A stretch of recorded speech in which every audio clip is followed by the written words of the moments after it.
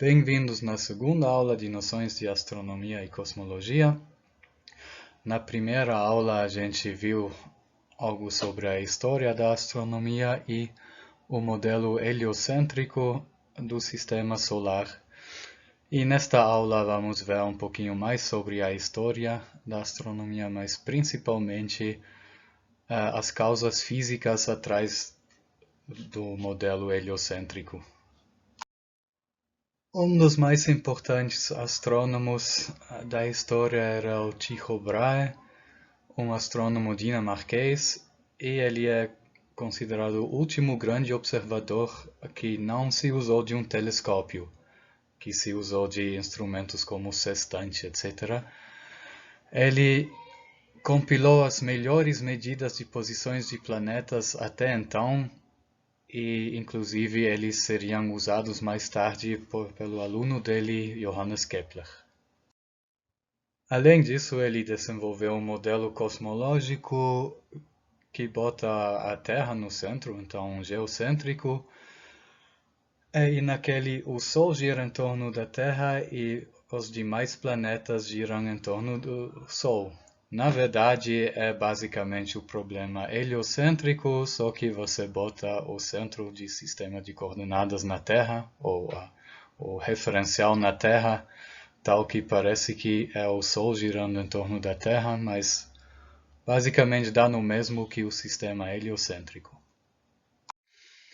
E além disso, ele descobriu uma supernova em 1572. Isso estava em conflito com a ideia de que o céu era invariável, e esse tipo de coisa também ajudou para a nova física, a nova astronomia a ser aceita, então ajudou na Revolução Copernicana. E o primeiro astrônomo com telescópio foi o Galileu Galilei. Ele não inventou o telescópio, mas ele aprimorou bastante o telescópio que tinha sido inventado pelo Lippershey. Aqui se vê uma réplica do telescópio que ele usou. É uma luneta, quer dizer, um telescópio que se usa de lentes. E sendo o primeiro que usou então um tipo de telescópio para observar os astros, ele é considerado o pai da astronomia observacional moderna. E assim ele conseguiu ver várias coisas como primeiro, e 4 destes iam bem de contra do modelo heliocêntrico, do dogma do círculo e das esferas perfeitas, da astronomia pré-copernicana. Por exemplo, as crateras da Lua e as manchas solares foram contra a ideia de que tudo no céu era imaculado, esferas perfeitas. As faces da Vênus, como a gente viu na aula anterior, não batiam bem com o modelo ptolomaico. E as luas de Júpiter também comprovavam que não tudo gira em torno da Terra, mas que, pelo menos parcialmente, as coisas também giram em torno de corpos outros que a Terra. E, além disso, fez outras contribuições importantes na ciência. Por exemplo, ele observou que a Via Láctea não é simplesmente uma nuvem, mas feita de estrelas, e várias contribuições para a mecânica. Mas a Igreja Católica, sendo a Igreja Católica da época, forçou ele a renunciar do seu modelo, do seu apoio para o modelo copernicano. Ele fez uma segunda tentativa de apoiar o modelo copernicano. Ele publicou sua obra prima, Dialogus sopra i due massimi sistemi del mondo, um livro naquele ele descreve não diálogo, mas triálogo, com uma figura que faz perguntas e duas que dão respostas, uma sempre que está defendendo o sistema heliocêntrico e o outro que está defendendo o sistema geocêntrico. Obviamente, o que está defendendo o sistema heliocêntrico sempre dá as melhores respostas. De novo, a igreja não gostou, ele teve que renunciar de novo e o livro foi colocado no Index. E assim permaneceu por 360 anos. Bom, a Igreja Católica, a certa hora, também teve que admitir que o modelo heliocêntrico está mais próximo da verdade, mas para o Galileu ser absolvido demorou 360 anos ainda. Foi relativamente recentemente, no ano 1992, que isso aconteceu pelo Papa João Paulo II. Bom, como dito já várias vezes antes, o modelo copernicano conseguiu explicar, por exemplo, o movimento retrógrado dos planetas superiores de maneira mais elegante e mais intuitiva, mas se você usa ele para calcular as posições dos planetas no céu, eles também não saem melhor do que no modelo ptolomaico.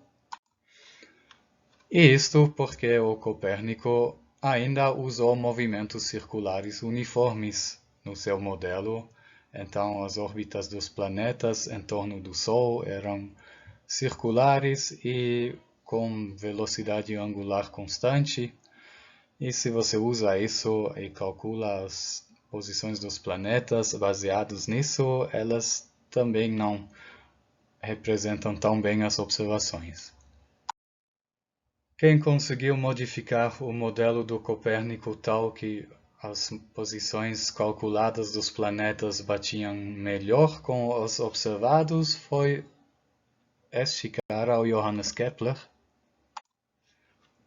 Ele era aluno de Tycho Brahe, vocês lembram de poucos slides atrás, que era o astrônomo que fez as melhores medidas de posições de planetas até então.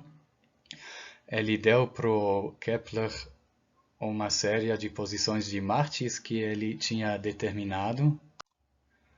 Reza a lenda que ele fez isso porque ele não gostava muito do Johannes Kepler e que ele achava que era um problema irresolvível, então ele meio que deu um trabalho irresolvível para o aluno dele resolver, só que o Johannes Kepler conseguiu resolver isso. Ele abriu mão da hipótese de que os planetas giram em torno do Sol em movimentos circulares uniformes. Ele viu que as posições do modelo batiam bem melhor se você permitir no modelo órbitas elípticas para os planetas. Ele formulou 3 leis quantitativas sobre essas órbitas elípticas e essas leis quantitativas nos dão uma dica quanto às causas físicas dos movimentos dos planetas. Estas 3 leis se chamam logicamente de leis de Kepler e a primeira dele afirma simplesmente que as órbitas dos planetas são elípticas.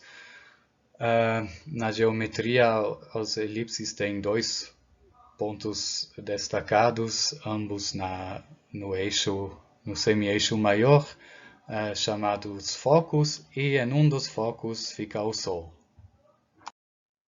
Algumas propriedades de elipses que se tornarão importantes.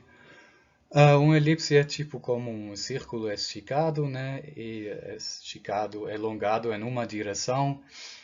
E o diâmetro maior que você consegue botar dentro da elipse a gente chama de eixo maior e metade dele de semi-eixo maior. E o eixo perpendicular a ele é o semi-eixo menor, é o lugar onde é o caminho mais curto a atravessar a elipse. A razão entre os dois, então, dividido o menor pelo maior, vai ser um número menor ou igual a 1, que também podemos escrever como raiz de 1 menos alguma grandeza em quadrado, e este E chamamos de excentridade da elipse. É fácil de ver que se esta excentridade é 0, aí B é igual a, e temos elipse com semi-eixos maior e menor igual, ou seja, um círculo. Então, uma elipse não excêntrica. E se aquele E é 1, aí temos que B é igual a 0, ou seja, uma elipse totalmente degenerada, que é o mais excêntrico possível, que é simplesmente uma linha. Também dá para mostrar que a distância entre um dos focos e o centro da elipse é E vezes A, ou substituindo o E aqui da equação em cima, explicitando o E multiplicado por A, também pode ser escrito como raiz de A enquadrado menos B enquadrado. E dando mais nomes, a posição do planeta mais próxima do Sol chamamos de perihélio, de perihélio. Hélio é Sol, né?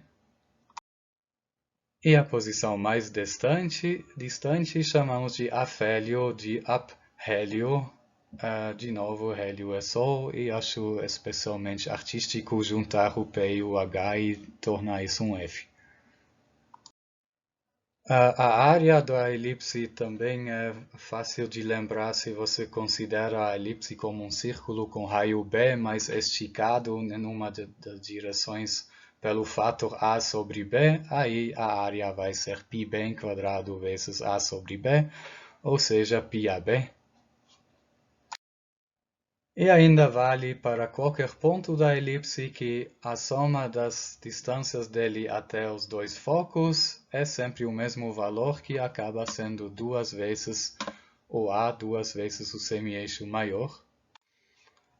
Talvez vocês aprenderam uma vez que dá para construir uma elipse botando 2 pregos na folha onde vocês estão desenhando a elipse, e uma corda em torno dos dois, e fazendo um lápis, sempre esticando a corda, seguindo a elipse. Obviamente, isso é possível porque a soma dos dois lados do triângulo que o ponto faz com os dois focos, mais o lado entre os dois focos, é sempre o mesmo valor. Aí, nesta construção, obviamente, os dois focos ficam lá nos pregos. E um ponto que se destaca um pouco é o ponto B, que fica lá no final do semi-eixo menor. Obviamente, para esse vale também de que a distância até os dois focos, a soma delas é 2A, e já que a distância até cada um dos focos é igual, aí a distância até qualquer um dos focos é A. Vamos para a segunda lei de Kepler. Esta afirma, ela também é chamada de lei das áreas. Ela afirma de que em tempos iguais a linha planeta-Sol varre áreas iguais, como dá para ver bem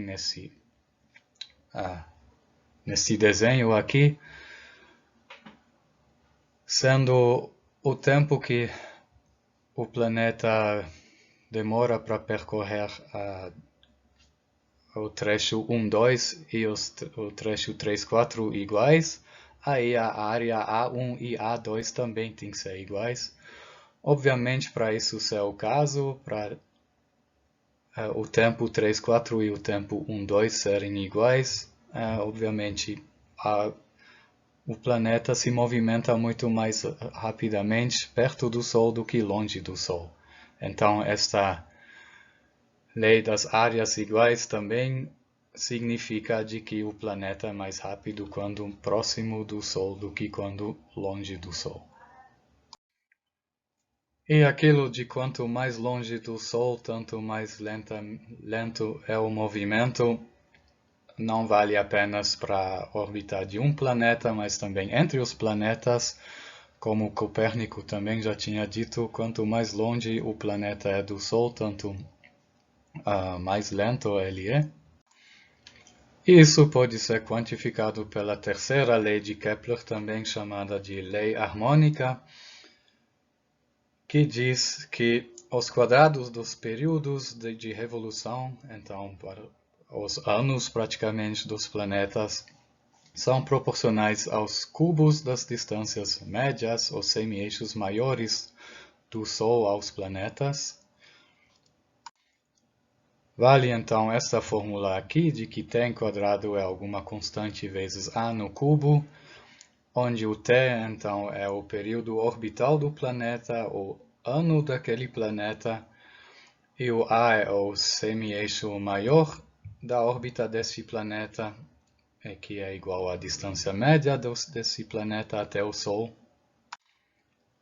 E para determinar o valor desta constante k, podemos usar a Terra como exemplo. No caso da Terra, o t é justamente um ano, né, um ano terrestre. E o a é uma unidade que vamos definir melhor aula que vem, que é chamada de unidade astronômica. A definição da unidade astronômica é simplesmente o semi-eixo maior do raio orbital da Terra. O k é, então, um ano quadrado dividido por uma unidade astronômica no cubo. E estas três leis valem não apenas para os planetas, mas também para todos os outros corpos que giram em torno do Sol, asteroides, cometas, objetos transneptunianos, etc. A gente vai falar sobre esses corpos na quinta aula. E como dito, estas três leis nos dão uma dica sobre as causas físicas dos planetas ficarem nessas órbitas, e quem conseguiu fazer a interpretação disso é o Isaac Newton. Ele usou, além das leis de Kepler, ainda também uns conceitos que o Galileu tinha introduzido na mecânica, o conceito de inércia e aceleração. E fez sobre isso uma obra famosa, Philosophia Naturalis Principia Mathematica, ou simplesmente a Principia.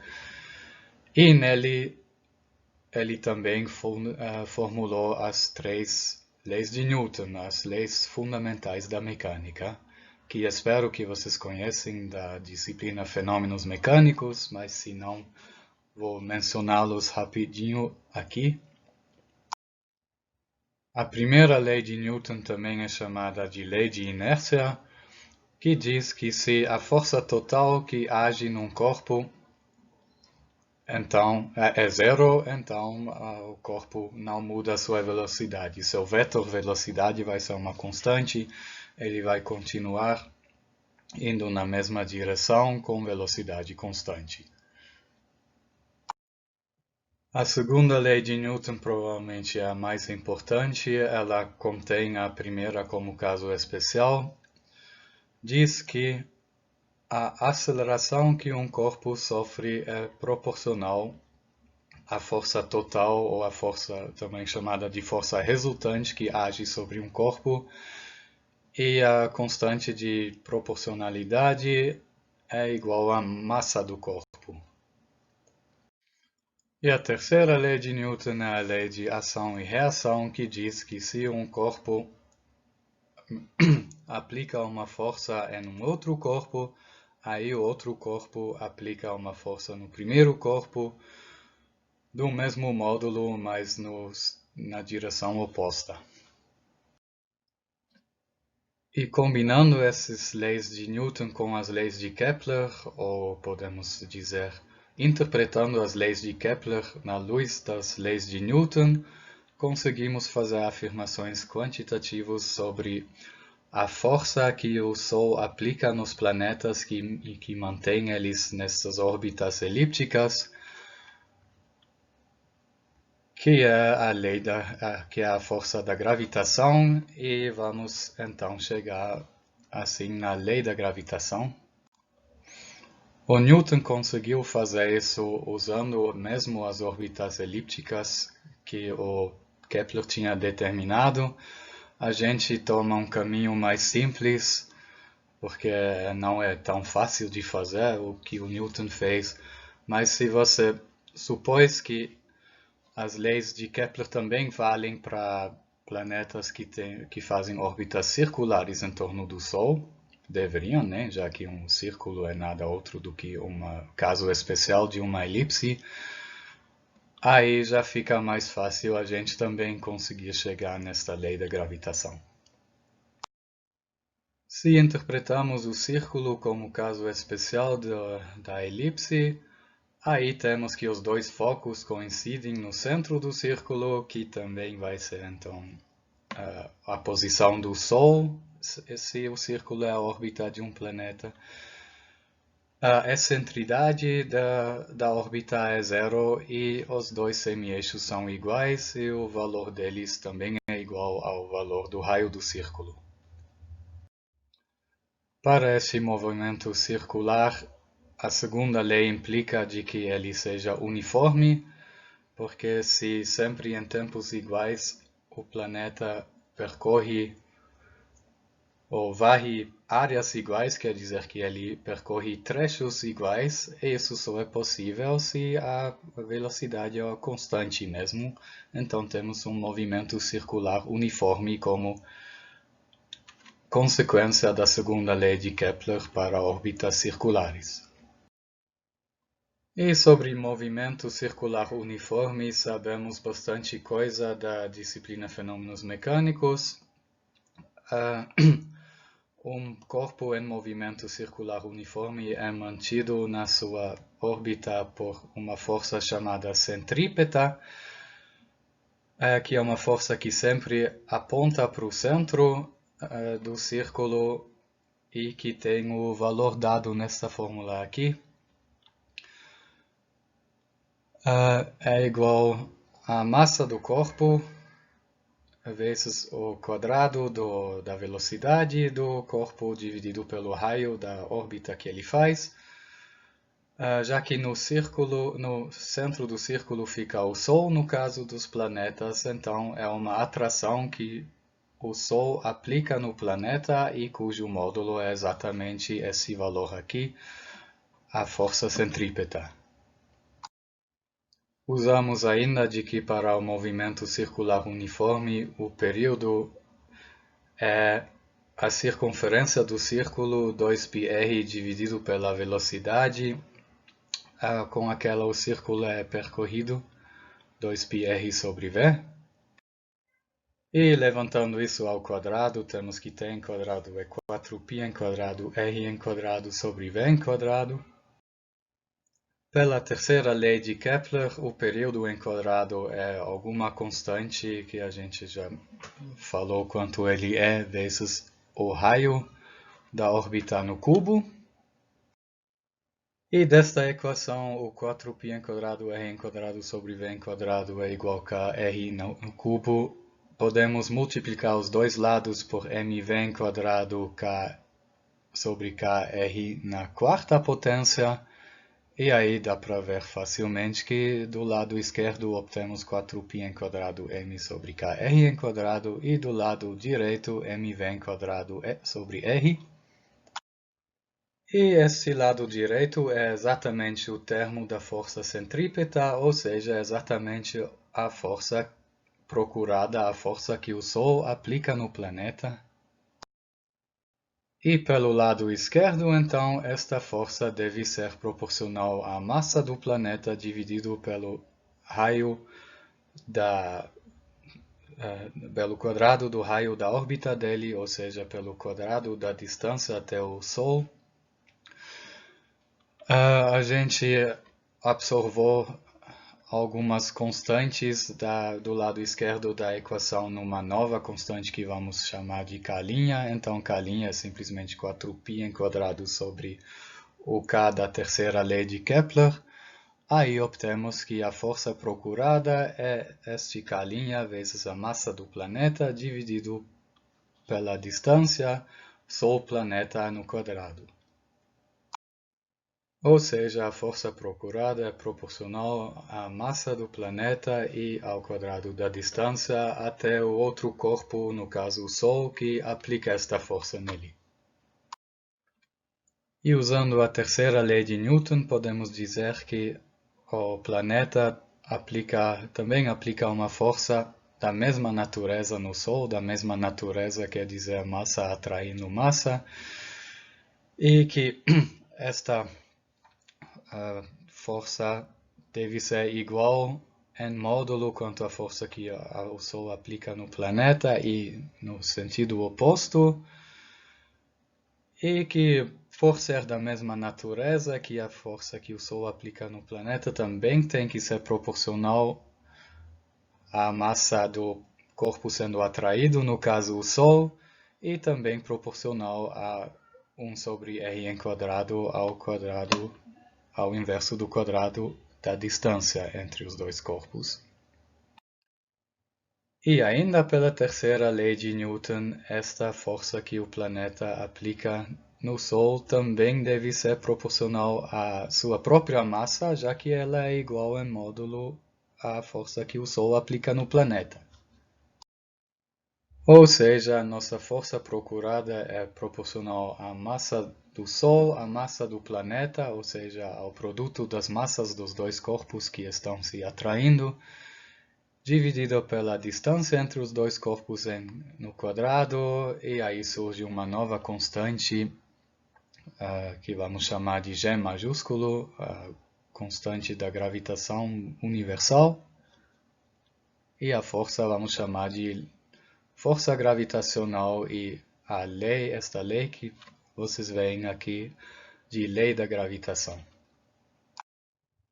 Podemos ainda escrevê-la de forma vetorial, já que esta força aponta na direção oposta do vetor que aponta do Sol para o planeta, no caso que a gente está falando do Sol atraindo o planeta.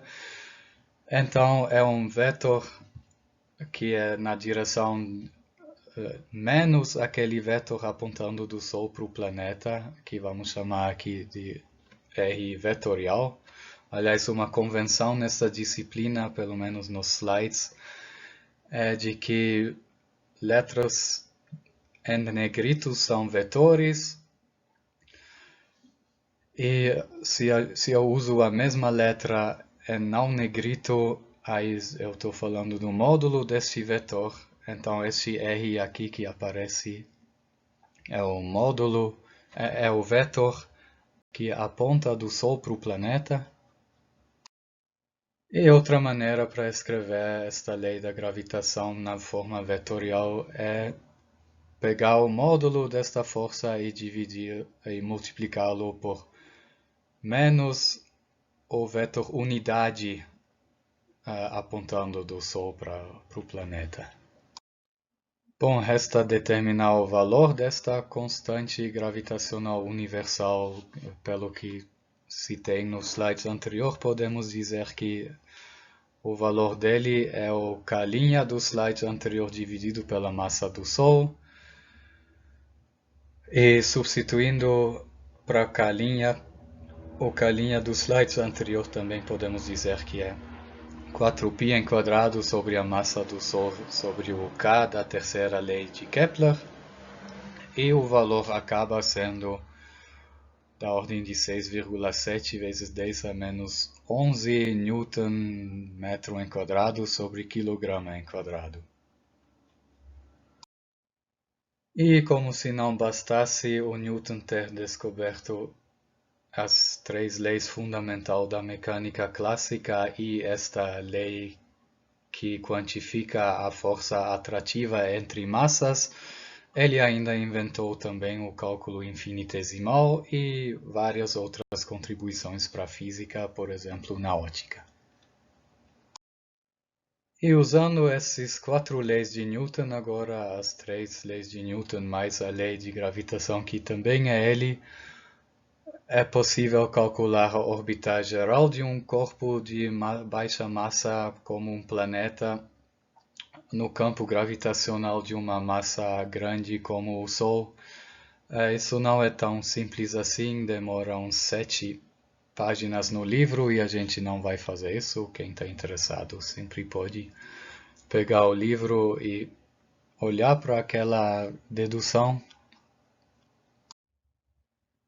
E fazendo isso, se acha de que a órbita é de uma forma que se chama cônica, que é a interseção entre um plano e um cone, e desse tipo de curva existem três tipos. Primeiro, o caso que temos aqui na direita, que é a órbita hiperbólica.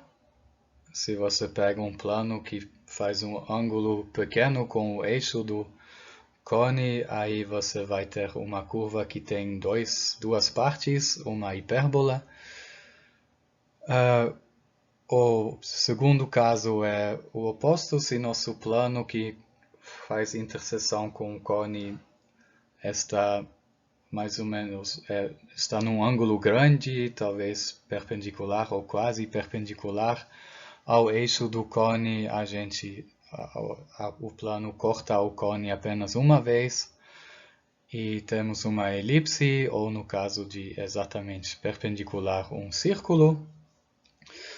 E o terceiro caso é o caso limite entre os dois, quando o plano é exatamente paralelo a uma das linhas do cone, aí o corte com o cone vai ser uma parábola, como ilustrado aqui nesta figura.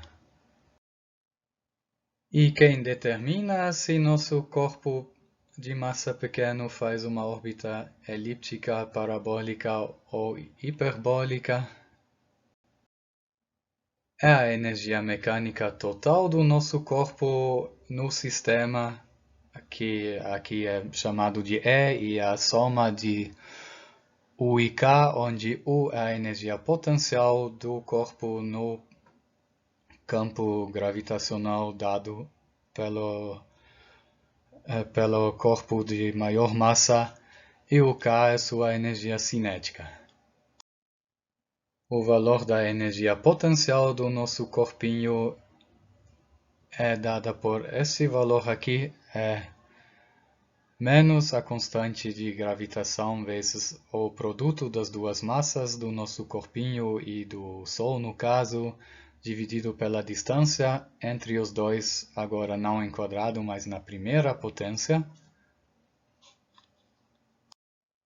E a energia cinética do nosso corpo menor é nada outro do que sua massa vezes sua velocidade em quadrado dividido por 2, fórmula que com certeza vocês conhecem de fenômenos mecânicos.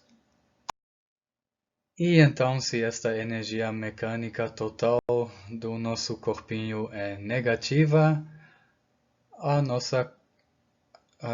o nosso corpo fica numa órbita elíptica. Quer dizer, o corpo vai ser preso ao Sol, vai fazer uma órbita que não consegue escapar do Sol. Uma outra maneira de dizer que sua energia mecânica total é negativa é dizer que sua energia cinética é menor do que o módulo da sua energia potencial. Não esqueçam, a energia potencial é negativa, e a energia potencial corresponde à energia que você teria que aplicar para remover o corpo da influência do outro corpo para botá-lo na distância infinita do nosso corpo maior, no caso o Sol. Neste caso dá até para calcular a energia total do corpo, ela é dada por esse valor aqui, o produto das massas dele e do Sol, vezes a constante gravitacional, dividido por 2 vezes o semi-eixo maior da sua órbita, e isso negativo. Uma outra maneira de dizer que a energia mecânica total do corpo é negativo é dizer que sua velocidade é menor que a velocidade de escape, a velocidade que o corpo precisaria para conseguir sair da influência do Sol e ir para o infinito. Se o corpo está numa distância r do Sol, a sua velocidade de escape é dada por este valor aqui. Então, neste caso, o corpo não consegue escapar do Sol, do campo gravitacional do Sol, da massa maior. E se chama isso também de estado ligado, o corpo fica numa órbita ligado ao Sol, esta órbita elíptica. Isso é o caso dos planetas na influência do Sol, que é nada outro do que a afirmação que a primeira lei de Kepler faz, mas também de outros corpos menores na influência do Sol, asteroides, cometas periódicos, eu deveria dizer. Luas de planetas, esses ficam dentro do campo gravitacional do planeta, eles são luas, satélites, ficam no campo gravitacional do planeta, etc. Qualquer coisa que orbita outra massa faz isso por sua energia total, mecânica total, em relação a esse outro corpo ser negativo. Agora, se a energia mecânica total do nosso corpo é positivo, aí ele vai ter velocidade maior do que a velocidade de escape, quer dizer que ele vai conseguir escapar do Sol, no caso, e a órbita que agora vai até o infinito, que o corpo descreve, tem a forma hiperbólica. E seguindo esta órbita não só até o futuro infinito, mas também desde o passado infinito, podemos dizer que o corpo vem do infinito, passa perto da massa maior, é defletido lá e escapa para o infinito. Isso é o caso, por exemplo, para cometas não periódicos. Recentemente foram descobertos 2 desses corpos. A gente vai falar um pouco mais sobre esses 2 na aula sobre os corpos menores. E finalmente o terceiro caso, que é o caso limite entre os 2 casos, quando a energia mecânica total do nosso corpo pequeno é exatamente igual a zero, o corpo tem exatamente a velocidade de escape. Isso quer dizer que o corpo também vai para o infinito, mas numa maneira limite, do jeito que a sua velocidade ao ir para o infinito tende a zero.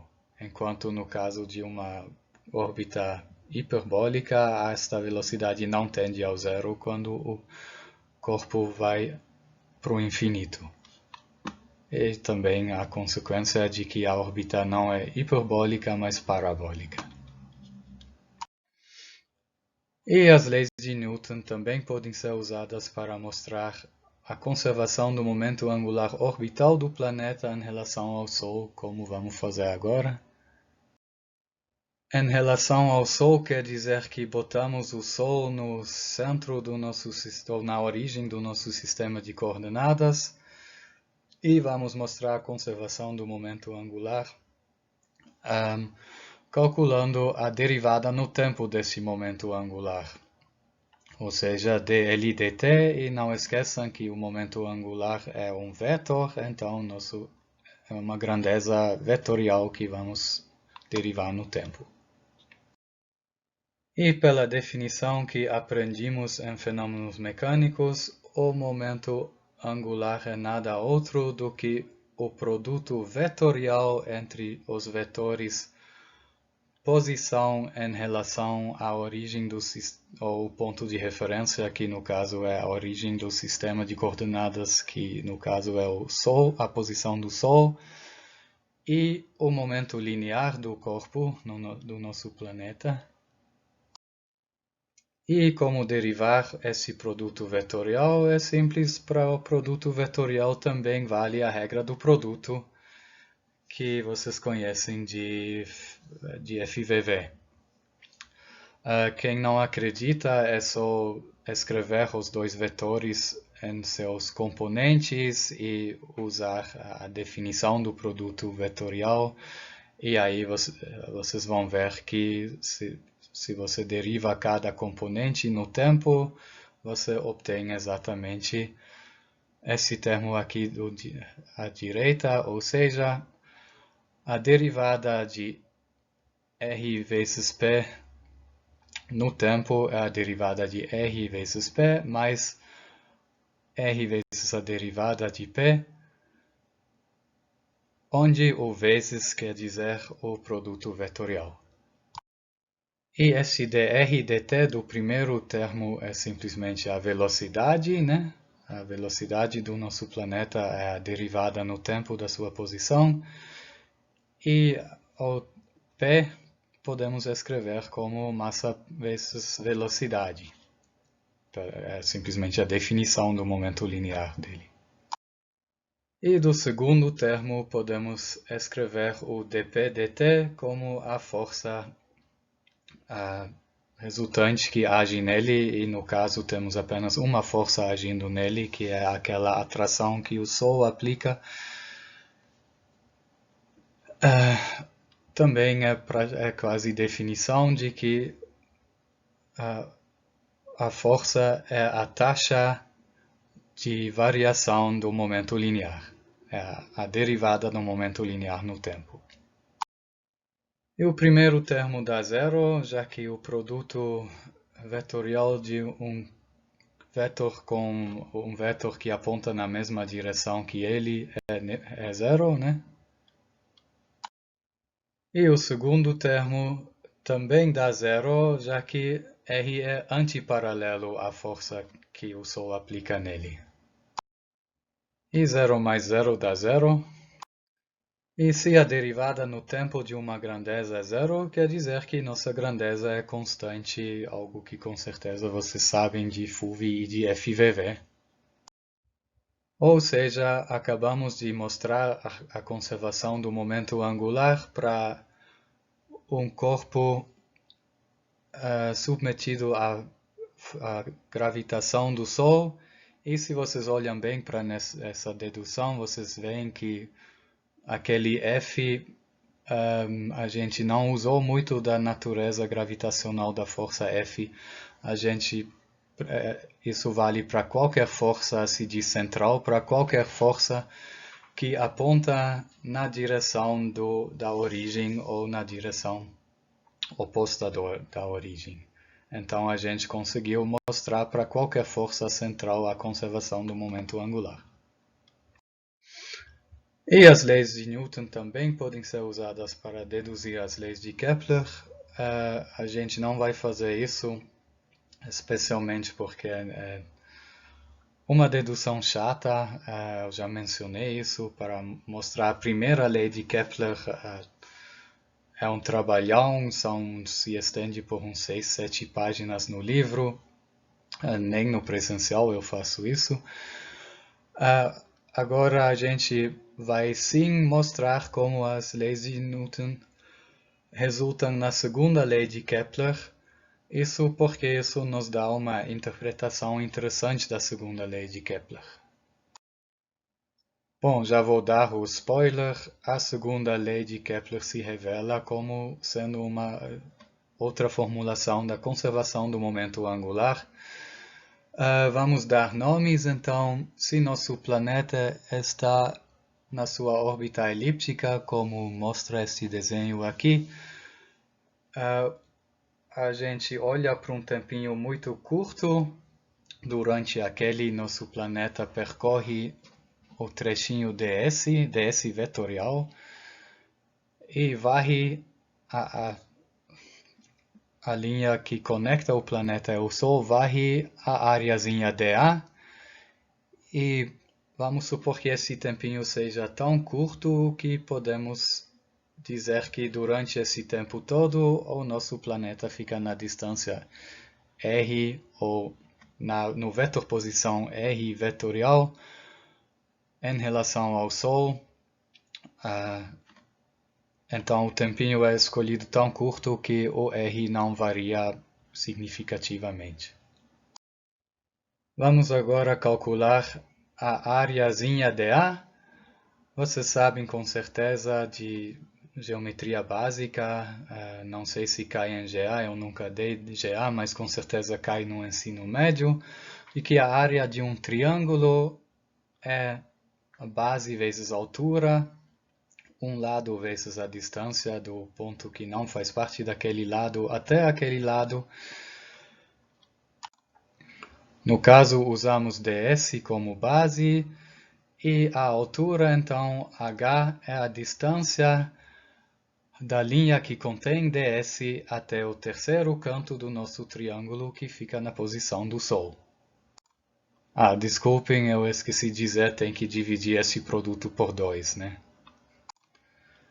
Então, h é a distância que você obtém se você prorroga a linha daquele ds e faz parte e faz a perpendicular do Sol até aquela linha. E este dA derivamos no tempo, quer dizer que derivamos meia dSh no tempo, já que h é uma constante, então isso é nada outro do que meia h ds dt. E ds dt é nada outro do que a velocidade do nosso planeta. Para chegar numa outra forma de escrever esse termo, eu multiplico este v por m e aí tenho que dividir por m de novo para ter a mesma coisa. Então eu escrevi o v como mv sobre m. E mv é nada outro do que o momento linear do planeta, então podemos escrever dA dt assim. E HP é nada outro do que o momento angular do planeta em relação ao Sol. Isso é nada outro do que a definição do momento angular que conhecemos de fenômenos mecânicos. O momento angular em relação a um ponto é o momento linear do nosso corpo em movimento, vezes o braço de alavanca, vezes a distância perpendicular ao vetor momento angular da origem. Então, nosso H é o braço de alavanca.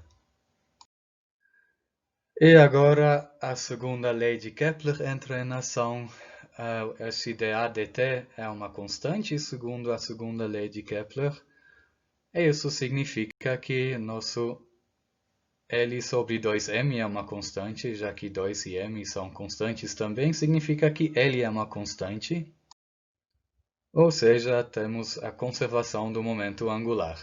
A segunda lei de Kepler é nada outro do que a conservação do momento angular.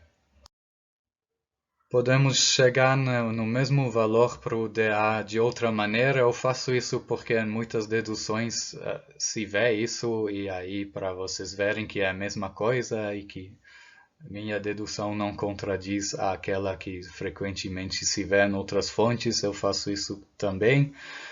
Podemos calcular o dA também da seguinte forma.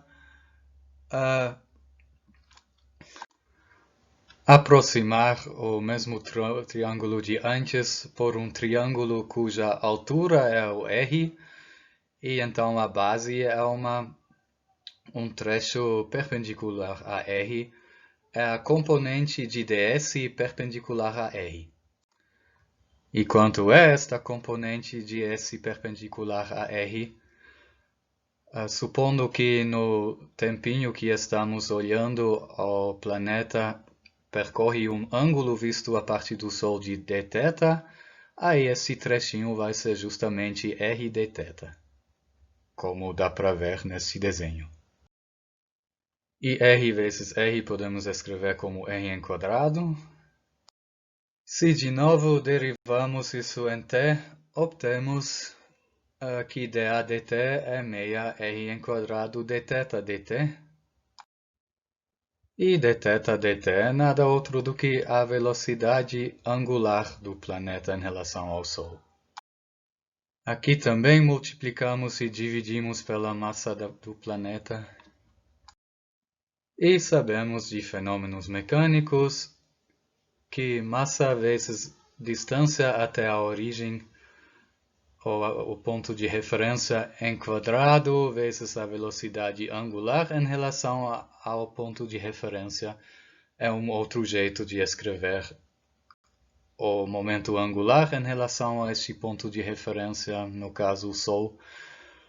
Ou seja, chegamos no mesmo resultado que antes. Bom, com as leis de Newton dá para fazer mais coisas maravilhosas ainda. Vou pular algumas coisas que normalmente no presencial eu faço no quadro. Vou só dar os resultados. Você pode usar essas leis de Newton em conexão com o que a gente já tinha feito, em conexão com aquela dedução da primeira lei de Kepler, que eu também pulei. Para chegar no valor mesmo do momento angular, em função dos semi-eixos e da massa do planeta e do Sol. O valor está aqui. Como dito, não vamos fazer esta dedução.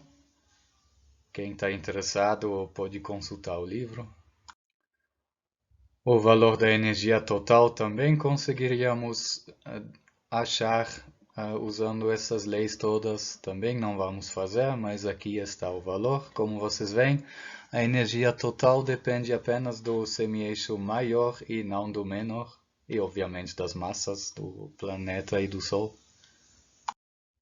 A energia potencial gravitacional mediado no tempo é justamente o dobro desta energia, mas atenção, os dois valores são negativos, então a energia potencial gravitacional é menor que a energia total.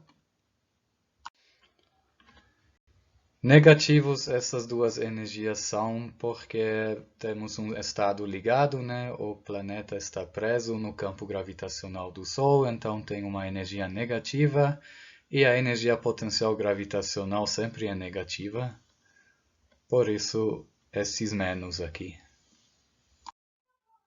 E, obviamente, a energia cinética mediada no tempo tem que ter o mesmo valor que a energia total, mas com um sinal positivo para a soma dele com a energia potencial mediada no tempo dar a energia total. E a energia total mediada no tempo é a mesma coisa que a energia total, já que pela conservação da energia, a energia total é constante, e se você media uma constante no tempo, você obtém o mesmo valor, né? Bom, nestas deduções e deduções puladas, todas até agora, simplesmente botei o Sol como parado no centro e o planeta girando em torno, como dita o modelo heliocêntrico. Obviamente, isso também não é totalmente correto. Na verdade, num sistema de duas massas, não é que uma massa está parada e a outra gira em torno. Os dois orbitam o centro de massa entre eles. Mas felizmente isso não complica nossa vida muito mais. Isso pode ser tratado do jeito que a gente fez, pode ser tratado como um corpo orbitando um outro corpo parado, desde que o corpo parado tenha a massa total do sistema, então a soma das duas massas, e o corpo orbitando nossa massa parada tem uma massa chamada μ. Bom, este μ vamos apresentar no slide seguinte, mas é chamada de massa reduzida. E então podemos usar todas as fórmulas que deduzimos até agora, substituindo a massa do planeta por aquele μ e a massa do Sol pela massa total mtot. E aqui temos o valor da massa reduzida. Ele é o produto das duas massas dividido pela soma das duas massas. Ou fazendo um pouquinho de malabarismo aritmético, também pode ser escrito desta forma aqui. 1 sobre esta massa reduzida é a soma dos inversos das duas massas. E, como dito, mtot é a soma das duas massas. Sendo r o vetor distância entre o Sol e o planeta, o centro de massa vai nos dividir este vetor em duas partes. Uma que aponta do centro de massa até o planeta, que é R1. O R1, então, é o vetor posição do planeta em relação ao centro de massa, ou seja, o raio com aquele o planeta orbita ao centro de massa. E R2 é o vetor posição do Sol em relação ao centro de massa, obviamente apontando na direção oposta que R1. Substituindo para μ o seu valor, que temos duas linhas acima, é fácil de mostrar que a soma de R1 e R2 dá exatamente R. Eu deixo isso como exercício para vocês, isso realmente é bastante simples. Vamos ver se este novo fato, ou de que Sol e planeta giram em torno do centro de massa em lugar de o planeta girar em torno do Sol parado, muda muito nos valores das grandezas que a gente calculou. No caso dos planetas do Sistema Solar, a massa do planeta é muito menor que a do Sol. O planeta de maior massa do Sistema Solar é o Júpiter, com menos de 1/1000 vezes a massa do Sol. Aí, olhando bem para a definição da massa reduzida, se você toma m minúsculo como desprezível em relação a m maiúsculo, aí o termo no denominador vira praticamente o m maiúsculo, e aí dá para cortar com m maiúsculo, então a massa reduzida é muito próxima da massa do planeta. A massa total, obviamente, é muito próximo da massa do Sol, já que a outra contribuição para a massa total é tão pequena. O vetor apontando do centro de massa até o planeta é praticamente o nosso R, ou seja, o vetor apontando do Sol para o planeta, este μ sobre n que temos lá no valor de R1 é praticamente 1. E o vetor apontando do centro de massa até o Sol é praticamente zero, já que este menos μ sobre m no valor lá acima é praticamente zero, já que μ é muito pequeno em relação a m. Ou seja, o caso é bem próximo ao caso Sol parado, planeta girando em torno, vetor posição do planeta sendo simplesmente ao vetor apontando do Sol até ele, e o vetor posição do Sol sendo zero, ou seja, o Sol estando parado na origem do sistema de coordenadas, ou pode-se dizer também centro de massa coincidindo com o Sol, e então o erro que fizemos é bem desprezível. A realidade no sistema solar é que o centro de massa fica muito próximo do Sol e realmente a aproximação Sol parado e planetas girando em torno dele é uma muito boa aproximação, então nosso sistema heliocêntrico continua válido em boa aproximação. Mas talvez em outros casos, quero dizer, no caso de um outro planeta girando em torno de outra estrela, o fato de os dois girarem em torno do centro de massa talvez nem seja tão desprezível assim e pode ser importante. Por exemplo, se o planeta tem uma massa não tão desprezível em relação da estrela, e o movimento da estrela pode ser detectado. Isso acontece em certos sistemas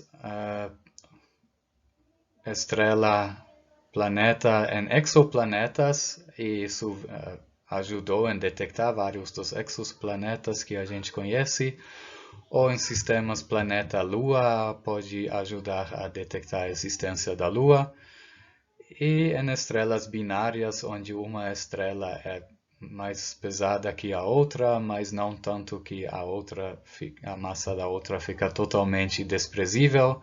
Então, na prática, o fato de que os dois corpos giram em torno do centro de massa pode ser importante para detectar a existência da segunda massa.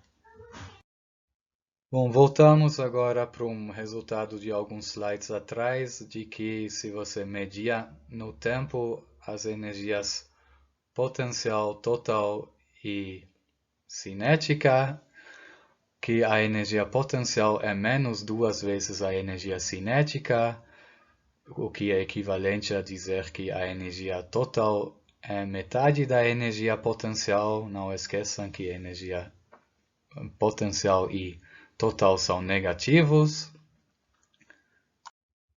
E agora vou alegar que isso não é verdade apenas para duas massas em órbita elíptica, as duas em torno do centro de massa ou uma em torno da outra, se a outra é muito maior que a primeira.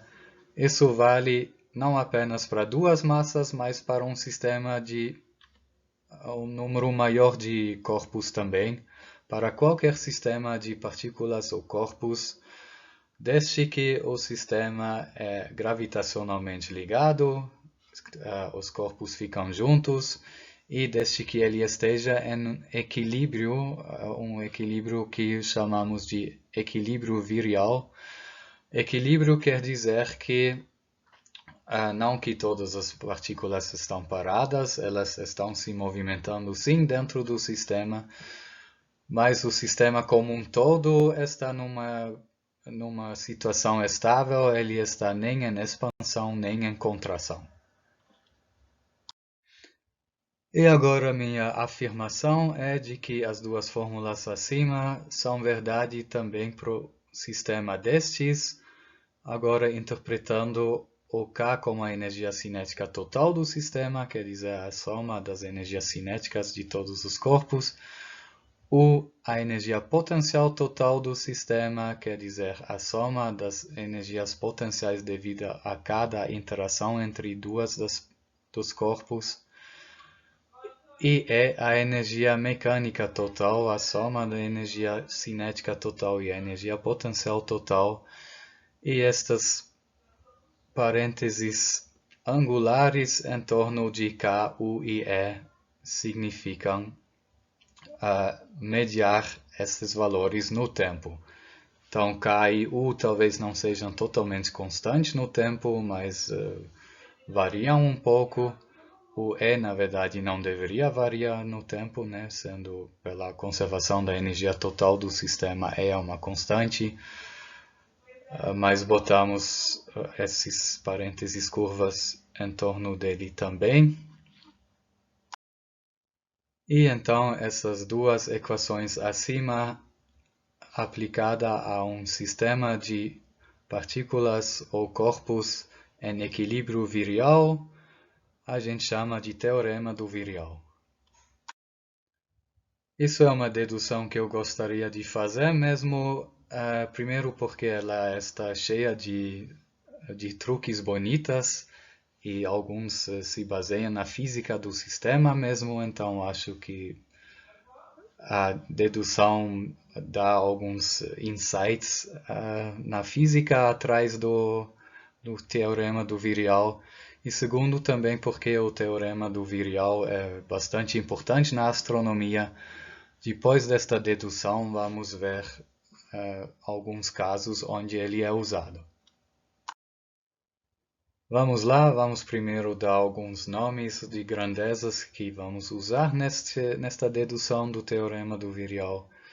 Chamamos de RI os vetores posição das partículas do sistema, então o I é um índice que passa por todas as partículas do sistema.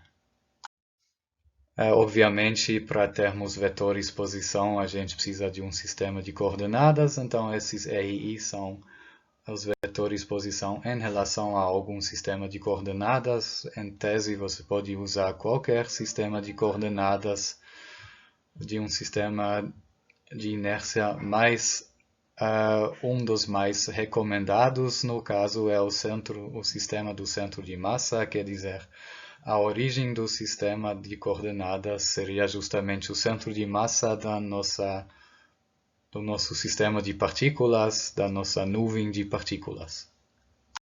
As massas das nossas partículas vamos chamar de MI, os seus vetores velocidade de VI, seus vetores momento linear de PI. PI então é nada outro do que MIVI. E vamos começar. Primeiro definimos uma grandeza Q, que ela em si não tem muito significado físico, mas vamos partir dela para fazer a nossa dedução. O Q é a soma sobre todas as partículas desse produto, o produto escalar de PI vezes RI. E esta grandeza vamos derivar no tempo. dq dt é nada outro do que a soma das derivadas dos termos cujo Q é a soma, e sendo aqueles termos produtos de PI vezes RI, a gente tem que aplicar a regra do produto para derivar isso no tempo. Então, a derivada no tempo de PI RI é dPi dt vezes RI, vezes quer dizer, no caso, o produto escalar, igual como no produto original PI RI, o produto era o produto escalar, mais PI vezes DRI dt. E esta soma sobre termos que são somas de dois termos também podemos escrever como duas somas. E com esses termos vamos trabalhar um pouco, vamos chamar dq dt de 1, esta soma de dpi dt vezes RI de 2 e esta soma de pi vezes DRI dt de 3. Bom, esta equação do slide anterior eu copiei aqui no começo desse slide para lembrarmos de com que termos estamos trabalhando. E vamos começar reescrevendo dq dt, o primeiro termo, desta maneira. Eu simplesmente substituí o Q pela definição dele do slide anterior. E PI é nada outro do que MIVI. E VI, a velocidade da iésima partícula, é a derivada da posição dela no tempo dr dt. E para continuar, vamos dar uma olhada no termo que agora temos dentro da soma. Contém um DRI dt vezes RI, ou seja, a derivada de uma função vezes a própria função. Afinal, RI é uma função de t, né? Uma função do tempo. E isso talvez vocês já tenham visto antes em FUV ou FVV ou algo assim. A derivada de uma função vezes a própria função, talvez vocês lembram, é como se fosse o resultado da regra da cadeia. Vamos ver agora entre parênteses uma derivada para chegar nesse termo. E a derivada que vamos olhar em detalhe é de RI em quadrado dt. Podemos substituir o RI em quadrado, o módulo do vetor RI em quadrado, pelo próprio quadrado do vetor, quer dizer, seu produto escalar consigo mesmo, já que o produto escalar de um vetor consigo mesmo é mesmo o quadrado do seu módulo. E agora, fazendo a derivação, obtemos a derivada interna, que é dRI dt vezes a derivada externa 2RI, ou seja, a gente simplesmente aplicou a regra da cadeia. E isso é justamente o dobro do termo que apareceu na soma antes, então metade disso, metade de dRI em quadrado dt, podemos substituir aqui na soma. E podemos botar o meia para fora da soma e também o ddt, afinal a soma de derivadas é a derivada da soma.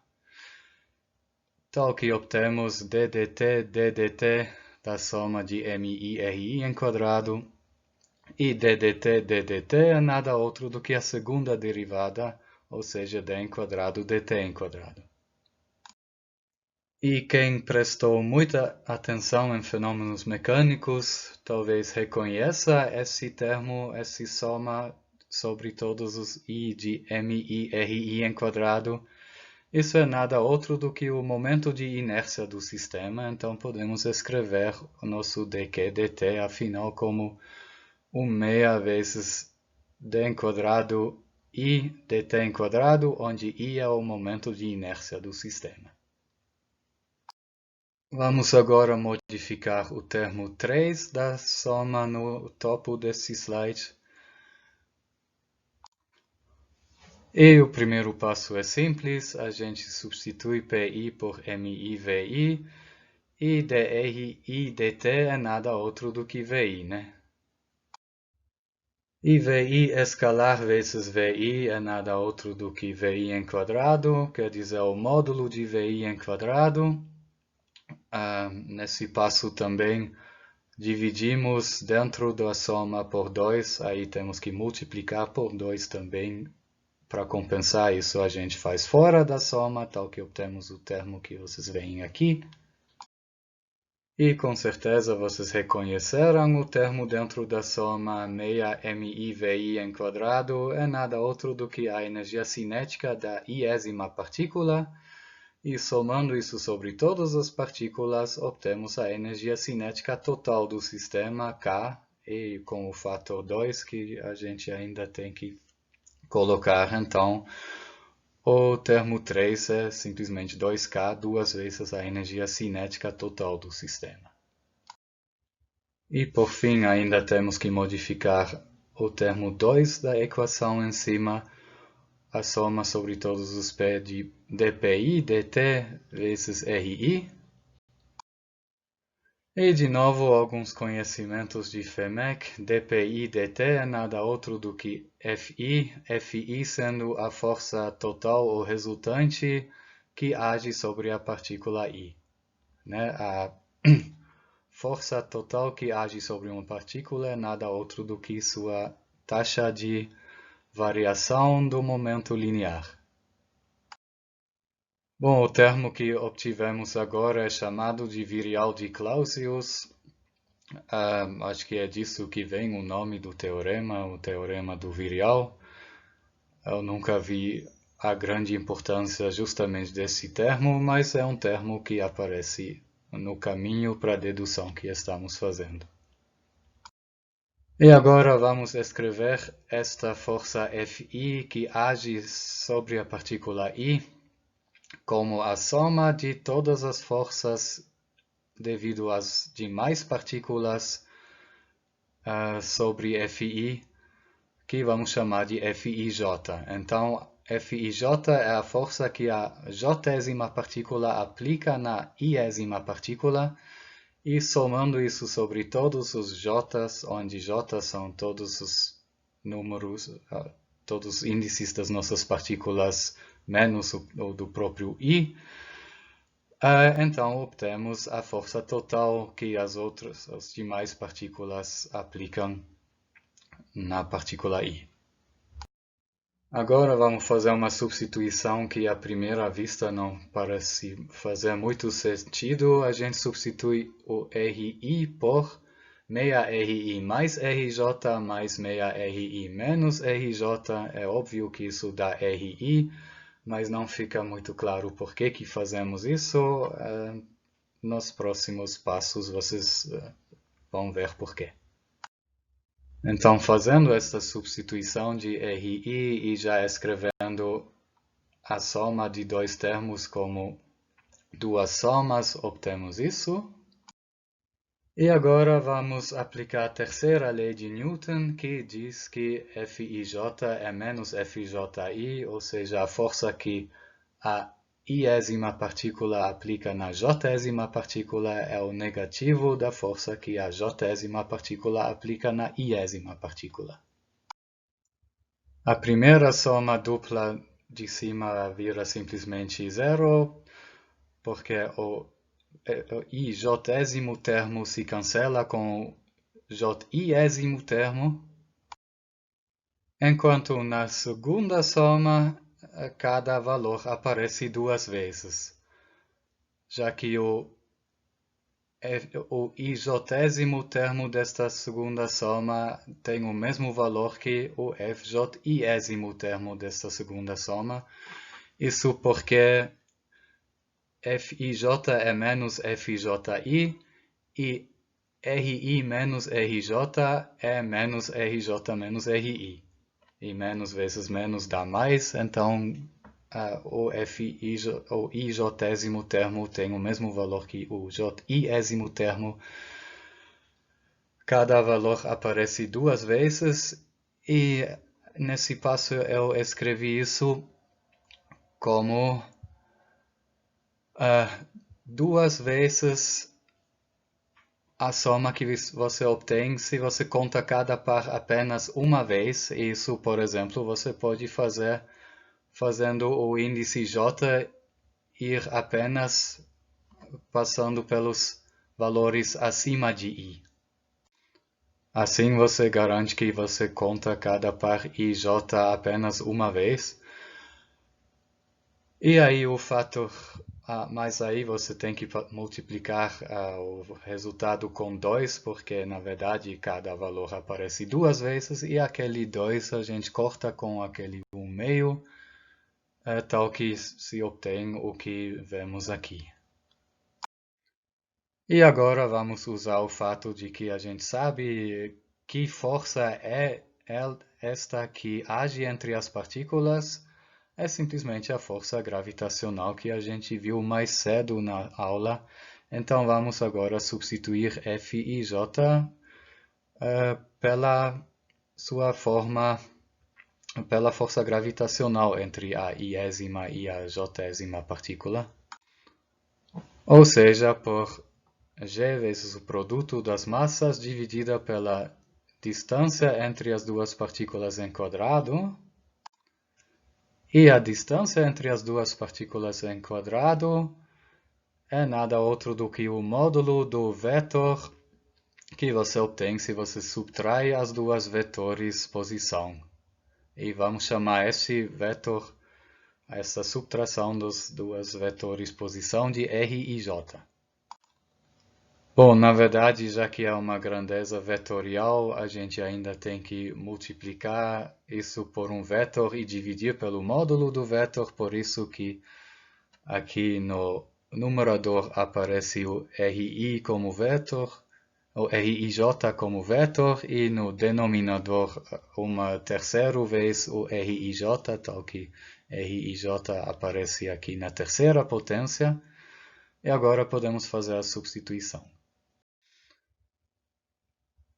Aqui ela está feita e o que a gente também fez é substituir o Ri menos Rj da soma por menos Rij, afinal é isso que a definição de Rij era justamente Rj menos Ri. E Rij vezes menos Rij é nada outro do que menos Rij em quadrado. Podemos cortar por Rij em quadrado. E olhando bem para o termo que aparece dentro desta soma dupla, ele é nada outro do que a energia potencial devido à interação entre a iésima partícula e a jésima partícula, U e J. E já que a soma é justamente sobre todos os pares de partículas e contando cada par de partículas exatamente uma vez, essa soma é nada outro do que a energia potencial total do sistema. E agora podemos substituir os termos 1, 2 e 3 na soma inicial. Obtemos isso, o que em si não é tão interessante assim. O interessante acontece se a gente tira a média no tempo, então tiro de todos os três termos a média no tempo. E agora podemos usar o fato de que sabemos que nosso sistema está em equilíbrio virial, quer dizer, ao longo prazo o momento de inércia não muda, e então pode oscilar um pouco, mas ao longo prazo é constante, o que quer dizer que mediado no tempo dI dt é constante, ou dI dt é zero, o que quer dizer que mediado no tempo a segunda derivada de I no tempo também é zero, ou seja, d em quadrado I dt em quadrado mediado no tempo é zero. E isso nos dá exatamente o que queríamos provar desde o início, o tal do teorema do virial. Talvez vocês se perguntam por que eu fiz tanto esforço para deduzir esse teorema, para que serve ele. Aí vocês vão ver durante essa disciplina que ele é muito útil. Por exemplo, ele pode ser usado para determinar as massas totais de conjuntos de partículas. Podem ser aglomerados de estrelas ou aglomerados de galáxias. Também pode ser usado para estimar a energia produzida em estrelas ou estimar a massa mínima de uma nuvem de gás para ele conseguir colapsar, estimar a energia transferida na colisão de galáxias. Todas estas aplicações do teorema do virial vamos encontrar ou vamos ver no decorrer desta disciplina. Então, esse é um teorema bastante importante mesmo. Quase terminamos com nossa aula sobre as causas físicas dos fenômenos que a gente viu no sistema heliocêntrico. Uma coisinha falta ainda. O sistema heliocêntrico continha também a tal da precessão lunisolar. Aqui um lembrete do que era isso. O eixo de rotação da Terra precede, faz um movimento em cone, eu poderia dizer, com um período de 26 mil anos, como mostra esse desenho aqui. Isso realmente é uma mudança da direção do eixo de rotação da Terra. Ou podemos também dizer que é uma variação do vetor momento angular da rotação da Terra. E agora só falta entender devido a que é esta variação do eixo de rotação da Terra. Para se mudar a direção, mas não o módulo de um vetor momento angular, você tem que aplicar um torque perpendicular a esse vetor momento angular. E qual torque é isso? O que causa esse torque? É o fato de que a Terra, por causa da sua própria rotação, é um pouco achatado. Este desenho mostra isso extremamente exagerado, o que faz que a Lua, que atrai a Terra, atrai a parte aqui do lado esquerdo inferior um pouco para cima e o lado direito superior da Terra neste desenho um pouco para baixo. E isso causa o torque, isso causa algo que quer, digamos, levantar o eixo, ele que quer ajeitar a Terra tal que ela faria uma rotação na direção do relógio nesse desenho, ou seja, um torque cujo vetor aponta para dentro do plano deste slide. E isso é justamente perpendicular ao vetor momento angular que aqui se vê também neste slide. E isso causa uma precessão deste vetor momento angular. Reflitam sobre isso com calma. Simplesmente pegam esse slide, olham bem para ele e reflitam como são as forças e como são os torques devido a essas forças. Acho que vai ficar claro mesmo porque a atração da Lua causa esse torque perpendicular ao vetor L aqui. E já que esse torque é sempre perpendicular a L ao eixo de rotação, isso faz o eixo de rotação mudar de direção, mas não de módulo. E faz ao eixo da Terra fazer exatamente aquela precessão que a gente observa. De certa forma, é o mesmo efeito que faz girar um peão. Foi isso da segunda aula de noções de astronomia e cosmologia. A terceira vai ser sobre unidades que astrônomos usam para distâncias, sobre o sistema de magnitudes que eles usam para falar de brilho de objetos astronômicos, sobre cores e principalmente sobre telescópios e sondas, basicamente sobre os meios que astrônomos usam para fazer suas observações. Até a aula 3, então.